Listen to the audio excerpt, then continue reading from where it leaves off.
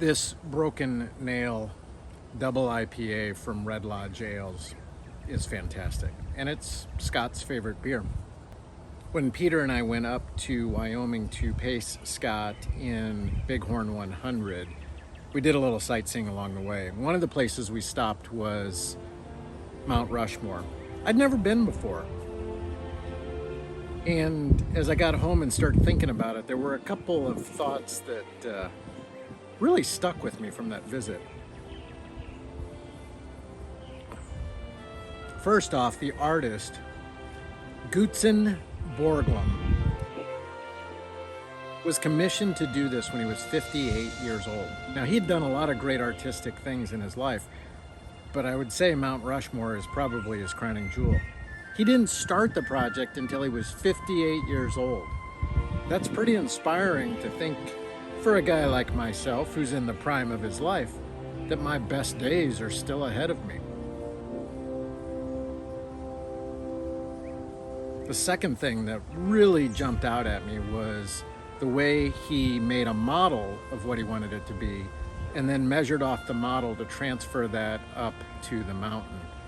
So they had this wonderful device of putting basically protractors on top of the president's heads, then rulers going out with strings with weights coming down so they can measure three-dimensional and then take that up. So the model was a 1-inch to 1-foot scale of what they did up on the mountain.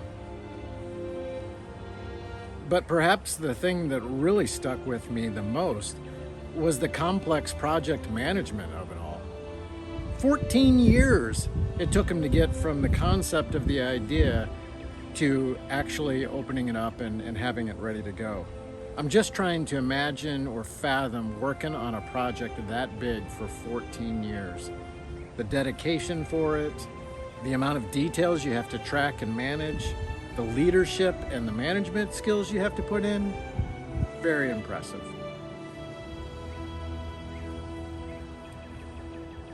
I'm a guy who likes nature an awful lot, and when I think about the fact that they had to destroy a beautiful mountain to make this Mount Rushmore, I have torn feelings about it. You know, certainly artists take nature and make things out of it, and Picasso has a great quote that every act of creation begins with an act of destruction. But I think about all the granite they had to chip away in order to make that. But they made it to make art, and they did it to bring tourism to that area, which they've done. And certainly we reshape nature all the time to make it into something that is more pleasurable for us, more enjoyable for us. Sometimes I wonder if we go too far. Certainly tearing down a forest to put in a parking lot in a mall could argue isn't a good use of natural resources. Chipping away natural beauty to make statues, he crosses the line a little bit, but who's to argue with it? It's worked. They get 3 million visitors a year. Mission accomplished. Hey, if you've ever been to Mount Rushmore, I'd love to hear about your experience down below. And what are your thoughts on the turning nature into more beautiful things? Good thing? Bad thing? Necessary thing? I'd love to hear what you think about that.